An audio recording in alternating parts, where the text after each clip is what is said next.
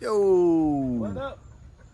So today we're gonna pull the transmission out of the 2+2, and I got everything as you saw before already disconnected and removed. So should be pretty easy. Just gonna undo the bell housing bolts, the cross member, and it'll ought to slide right on out, right? We'll see. Famous last words.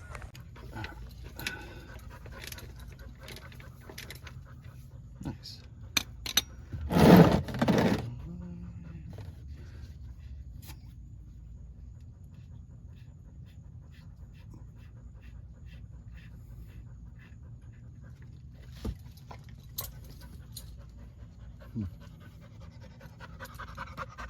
Yeah. I have a feeling that may not be the right fluid in there. Looks pretty fresh, but I could be wrong. Could be original fluid. But it looks good. There's a missing bolt in the transmission cross member, and it looks like he just couldn't get it lined up to get the last bolt in. That's usually because they tighten down on all the bolts as they're putting them in, and that'll get you. That'll get you every time.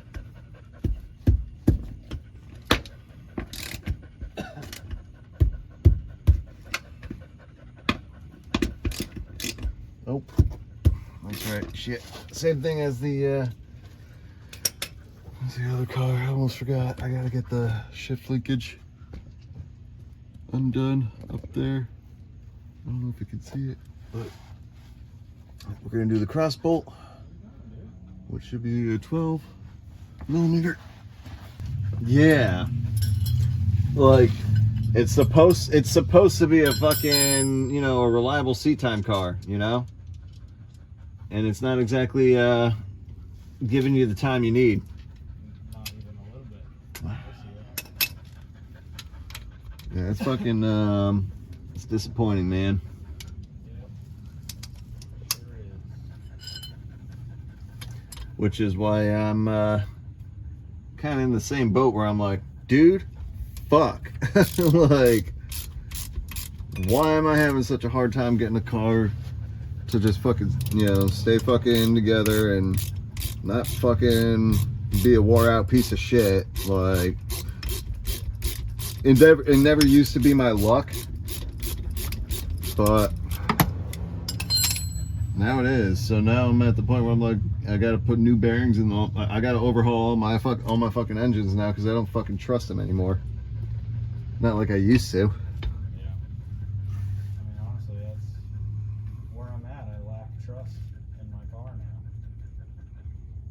Like, it's fixed, and I'm not even excited about it because I'm like, it's just gonna fucking break, and I'm resist again. And we're talking about it in the Z32 slick top group chat. I'm just, you know, comparing different engines and, you know, going over why I want to build a Hemi, you know, because I'm like, it's as close to a 4-inch bore as I can get, and the fucking blocks are cheap as fuck, you know. It's a simple pushrod engine that I could just fucking run on Holley EFI, and if I ever have any problems, there's a fucking ton of aftermarket support. There's a ton of upgrades. There's a bunch, you know, like parts are like off the shelf, ready to go. Right. You know, so like, it's what I should have done from the beginning instead of being a fucking goddamn cork sniffing asshole. Oh, new store. Which is why they're in the group like, oh, but the Coyote is pretty much like that, ready to go. I'm like, the VH45 is too, but I'm not. I'm tired of working on dual overhead cam, time and chain V8s. It's too much work, you know. Like, if I have a problem with one cylinder head on a Hemi, I just take off the one head, you know. Right. I don't have to take the whole engine apart. Same thing with an LS, yeah. The only difference is that 4-inch bore.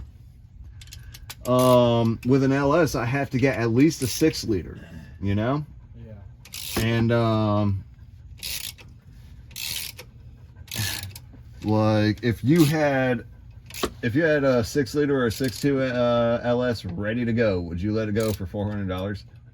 Nope, you would not.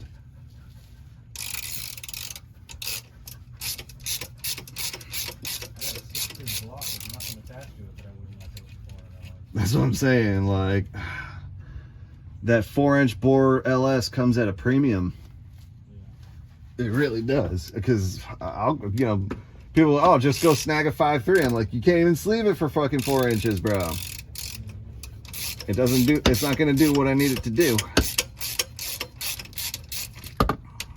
7,000 RPM. I doubt that I could make the piston speed and get the fucking ports to flow like how I want them to, and get really nice horsepower out of it. Because like the piston area it serves to do two things, right? It keeps the combustion chamber cooler because the heat has more mass to transfer into. It also allows your combustion event to it allows your combustion reaction to spread over a larger area, which gives you more it's all PSI pressure on top of that cylinder, right? So you have more of an area for pressure to push down on, right? So that, increasing your fucking, piston bore is like the best way to make horsepower. Like, one of the best ways to make horsepower. Yeah. And that's where the idea from for hemispherical heads comes from. It's because they want to fucking make a pop-up piston that had a dome on it, so they can have even more area. Like, just popping it up like that, like, increases your entire surface area, even though you didn't increase the bore. Yeah, that was their theory behind that.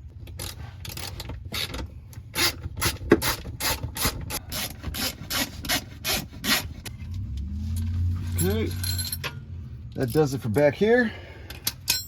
And they're all a bunch of different sizes and shit. This is getting me interesting. Dang, got a little spot on the driveway.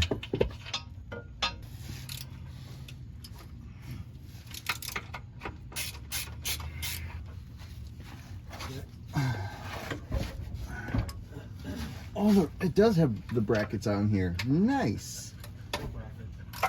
There's stamped steel lower brackets that bolt the engine to the bell housing and the transmission. People say you don't need it, which I don't know, maybe not, but I like having it, a little more rigidity on my driveline.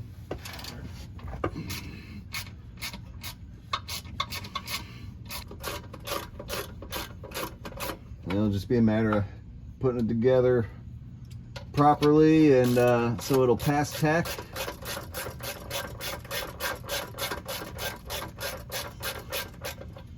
And hopefully getting the fucking AC charged without issue. No leaks.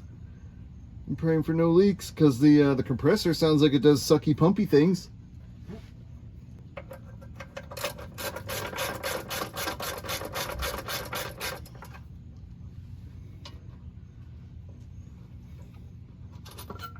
Woo! Is that the last one? Nah, I got bolts up top.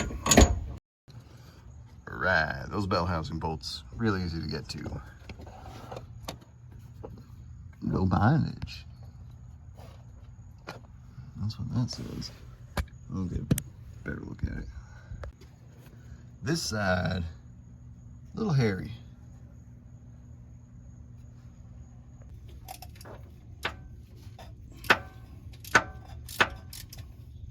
Ooh, looks like we got some sort of aftermarket clutch.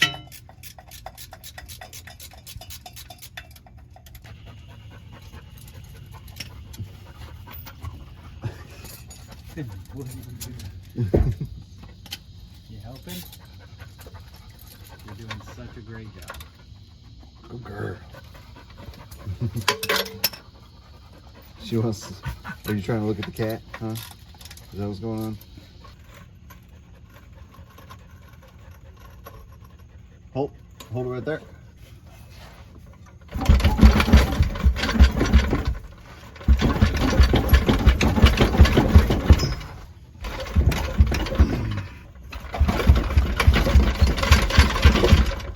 Okay.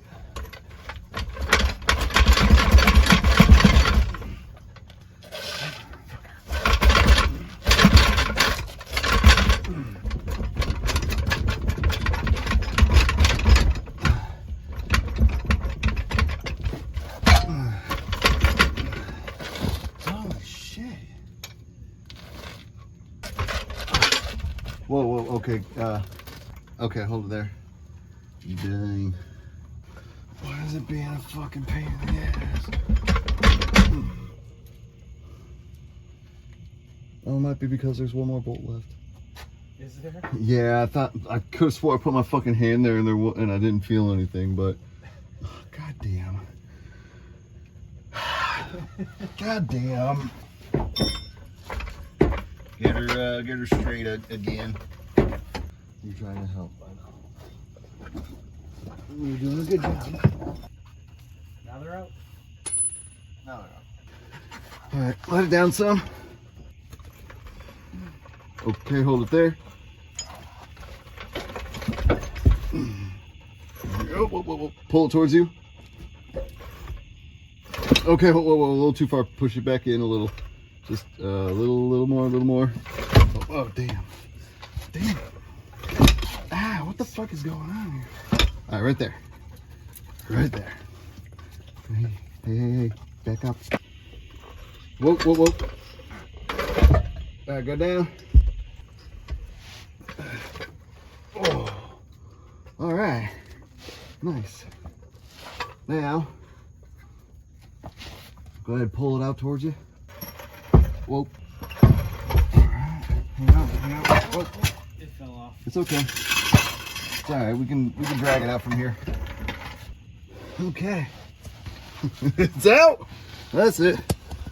Oh man, I got a cool little yellow pressure plate in here. That's neat, man. Heavy duty stuff. All right, let's drag that thing out the rest of the way. Okay, that's it. Sun's going down. We're all finished for today. Next up, pulling that engine out of there. Transmission has the weirdest thing written on it. No sir, I don't think so. That is not a 4x4. Well anyways, that pretty much covers it for now. Andy brought my engine hoist back. So yeah, we'll yank that VG30 out of there and get it into the garage next to the other engine. Start tearing into them. Hey, all right, transmission's out. Up next, you know it, engine's gotta come out. So what we're gonna do is take the lines off the power steering pump. We're gonna drain that on the ground, try not to make a big mess. Then from there, should be really simple. Just a motor mount nut on each side. Should be coming on out. Everything is disconnected from the engine. Next, what I have to do is attach my chain to it and position the engine hoist going in from the side. That way I don't have to take the front bumper off and everything. Alright, when I lift the engine by the intake manifold, I like to use the innermost bolts that I can find. You shouldn't really put it on the outermost. You don't want to have too much of an angle that can tweak that bolt over, right? So have it as close to an up and down angle as you can get it. So we got a lot of downward force being pulled there. But pretty much that's it. I'm gonna go ahead and lift her up out of there, and then she'll come out that ways. Well, sorta this way too.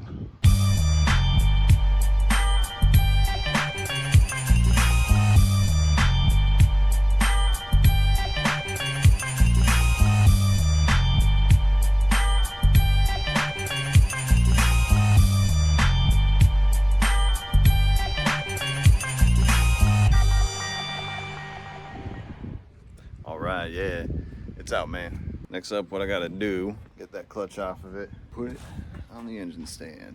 So a couple of 12 millimeters here. What you gotta keep in mind is just go about it nice and even. About half a turn on each bolt, going in some kind of star pattern that you can find, and alternate going around the bolts, not in a circle, but in some sort of star pattern.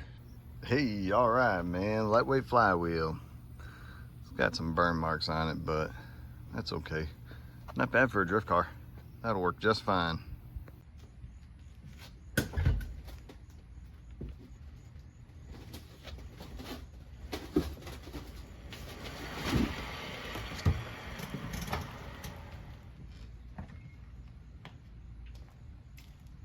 No catastrophe. All right, man, 2 VG30s in the house. So what we got here on your left is a phase 1 engine, and on your right is a phase 2 engine. The one on the left came out of a Z32, the one on the right came out of an Infiniti J30. The one on the left is your 1989 to 1992, and the one on the right is your 1993 to 1995. 96, they took away the variable valve timing and went to OBD2. Big difference between these two is really going to be the phase 1 and phase 2, but there's also going to be a couple of differences between the Infiniti J30 and the 300ZX, and we're going to go over that in a coming video.